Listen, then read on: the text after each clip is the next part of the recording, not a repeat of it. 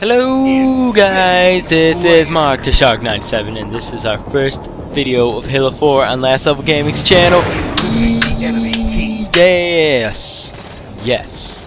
And since the game just came out, I'm going to share my opinion on the multiplayer and the Spartanauts. I talk about campaign, but it's just too beautifully amazing to put into words. And if I start talking about it, I would most likely spoil it for a lot of people, and I tend to do that a lot, so I'm not even going to take the risk. Anyway, I'm just going to start off by saying if you enjoyed any Halo game in the slightest, then you gotta get this game, like, right now. When I started playing Halo 3 and Halo Reach, it took me a while to get used to them, but with Halo 4, I was hooked within the first 10 minutes. Might as well get the few negatives out of the way though before continuing. First thing I noticed about this game was the maps weren't interesting at all. Okay, it might just be me, but in the previous Halos, all the maps seemed creative and unique and overall awesome. All the maps in Halo 4 kind of feel the same, they're sort of bland, but the layout and the way it works out with gameplay makes up for it, pretty much. But the thing that I'm extremely disappointed in is the Forge. They give us Forge 3.0 and they completely hype it up, but they didn't really give us anything to forge on, like a massive, huge map. Halo Reach's Forge, in my opinion, was 200 times better, and it seems like Halo 4's Forge, it was just a downgrade. I can only hope that 343 releases an enormous map and some sort of DLC. If not, I will not be using Forge as often as I did in Reach, which is really disappointing to me. But now that that is out of the way, now to the positive sides of this game, which is basically everything else. Halo 4 takes our beloved franchise and covers it in icing, sprinkles, bacon.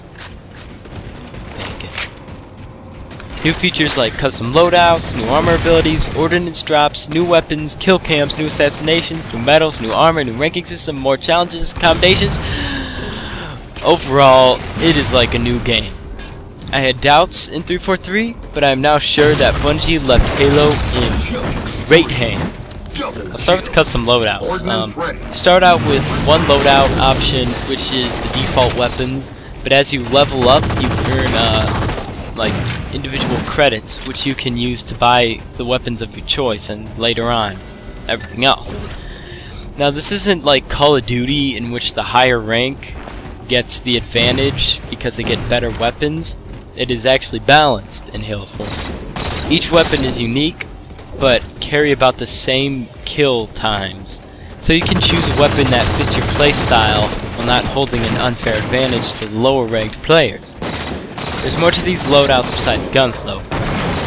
Halo 4 goes a step further and lets you customize your grenades, armor ability, tactical package, and support upgrade. Grenades and armor abilities are self-explanatory, but they're balanced unlike Halo Reach's. Like, grenades aren't nukes and armor abilities aren't completely overpowered. The tactical package and support upgrades are basically like perks in Call of Duty. But guess what? They're balanced!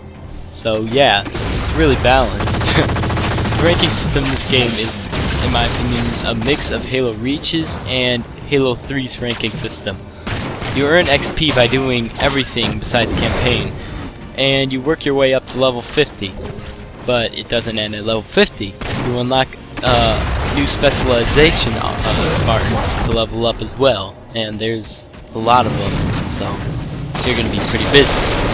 There are more than weekly and daily challenges now. Some even last for a month, but as you can expect, the longer it takes to complete a challenge, you get more XP. So yeah, basically it gives you more stuff to work on. And the assassination animations are more brutal than ever, and it is now harder to get yoinked. But sadly it's not impossible, so there's still going to be a bunch of douche nozzles who are going to steal your kill, even though you probably saved their life. Anyway, you unlock armor by rank and get it and getting a certain level on commendations instead of purchasing them like in Halo Reach. Like commendations in Halo Reach, they went from like was it, like bronze, iron, I don't know, levels like that. The commendations in this game are basically the same, only you unlock armor based on how high you get that commendation.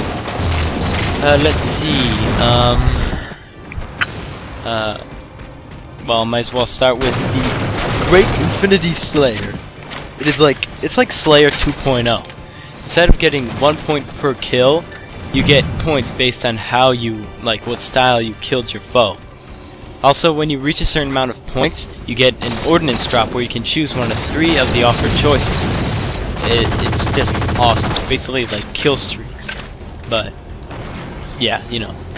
New Forerunner weapons that completely disintegrate your enemy, power-ups to make your weapons more powerful, and other things are offered in these drops. The addition of kill cams is also useful to see where your opponent is heading to next, which is really helpful in my opinion. That's basically what I can get from this amazing multiplayer. You're gonna have to experience it for yourself. On Spartan Ops, I wasn't really expecting Spartan Ops to be like this. It's kind of like an episodic campaign, which we pretty much expected, but there aren't really any main characters and there isn't much of a story. I was expecting that the player Spartans were going to be these like awesome main characters, but instead the only main character is a cocky birch telling you to do stuff and you're basically doing that stuff. I don't know, it wasn't what I was expecting, but it's still pretty fun. But it isn't going to make up for Halo 4 Short campaign. Before I get into campaign, that's it, I guess. I mean, I'm no game reviewer, and the game's only been out for a few days, so yeah. Just go play it, you silly gooses. Anyway, this has been Mark Shark 97, and I gotta pee.